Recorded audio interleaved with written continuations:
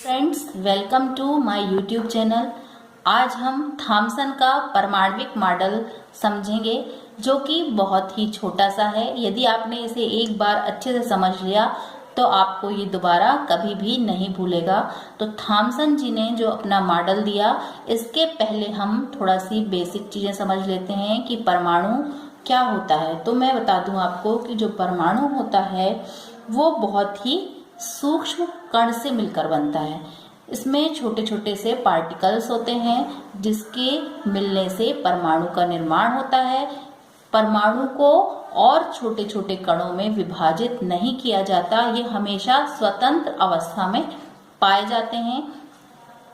ये पदार्थ की मूलभूत इकाई भी होते हैं। अगर आपसे क्वेश्चन ऑब्जेक्टिव में आ गया कि पदार्थ की मूलभूत इकाई क्या है, तो आपका आंसर होगा परमाणु।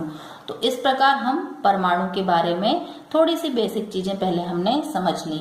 अब जो ये थॉमसन जी का परमाणु मॉडल था, इनको अपना परमाणु मॉडल देने की आवश्यकता क्यों पड़ी, इसमें इन्होंने क्या समझाया, तो हम इसको अच्छी तरह से समझेंगे। और आपको यह वीडियो अगर समझना है तो शुरू से लेके आखिरी तक आपको अच्छी तरह से पूरा वीडियो समझना पड़ेगा, तभी आपको थॉमसन का परमाणु मॉडल माइंड में सेट होगा।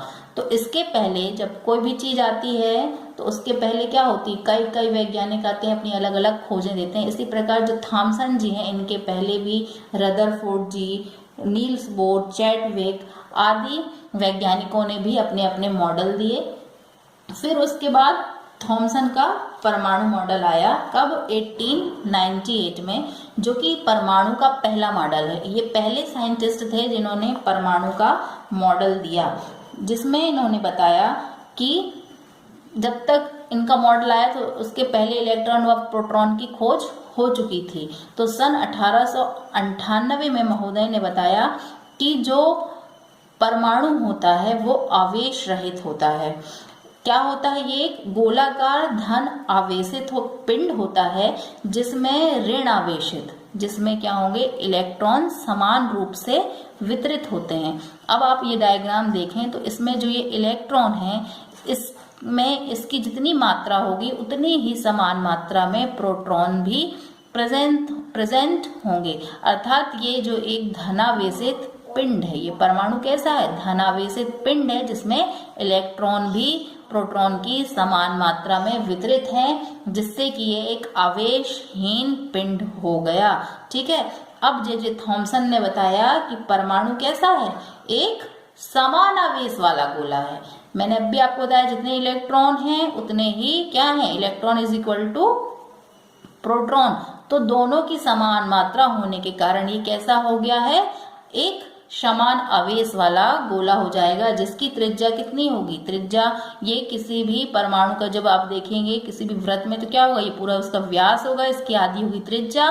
तो हम त्रिज्या की बात कर रहे हैं, क्या होगी, 10 की घात -10 m होती है त्रिज्या किसी भी समान आवेशित वाले गोले की। अब इसकी क्या होगी, जस्ट दोगुनी इसका क्या हो जाएगा, व्यास हो जाएगा। अब थॉमसन जी के जो मॉडल को लोगों ने अलग अलग नाम से भी जाना, जैसे कि प्लम पुडिंग, यदि आपको आ जाएगी प्लम पुडिंग मॉडल किसे कहते हैं, रेजिन पुडिंग, तो आपको कंफ्यूज नहीं होना है, ये थॉमसन के ही परमाणु मॉडल के नाम है।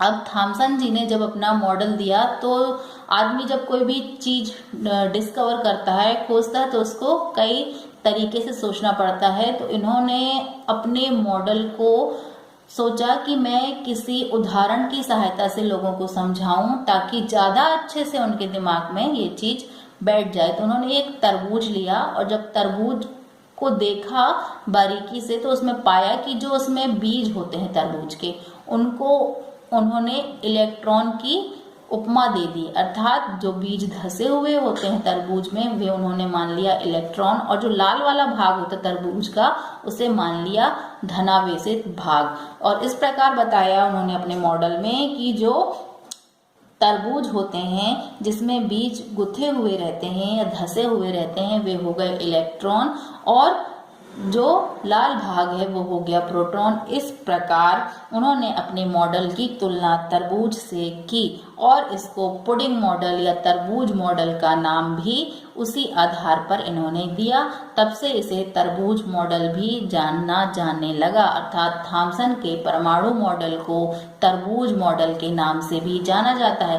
लेकिन थॉमसन का परमाणु मॉडल पूरी तरह मान्य नहीं हुआ। जब आगे जाकर रदरफोर्ड ने भी परमाणु मॉडल की खोज की तो इनका जो परमाणु मॉडल था थॉमसन का, ये अमान्य पाया गया, क्योंकि ये रदरफोर्ड के मॉडल की को सेटिस्फाई नहीं करता था, ये उसके प्रकीर्णन सिद्धांत को नहीं समझा पाया। इसलिए थॉमसन का परमाणु मॉडल की जितनी हम बोलें कि जितना अच्छाइयाँ थी वे उसमें उतनी कुछ कमी भी पाई गई, जिसके कारण ये पूरी तरह से मान्य नहीं हुआ। और थॉमसन जी का परमाणु मॉडल के बाद रदरफोर्ड जी का मॉडल आया, जो कि मैं अपनी नेक्स्ट क्लास में आपको समझाऊंगी। तो ये वीडियो आप शुरू से लेकर आखिरी तक जरूर देखें, तब आपको पूरी तरह से थॉमसन का परमाणु मॉडल दिमाग में बैठ जाएगा। और यदि वीडियोस पसंद आए तो please like, share and subscribe करना ना भूलें।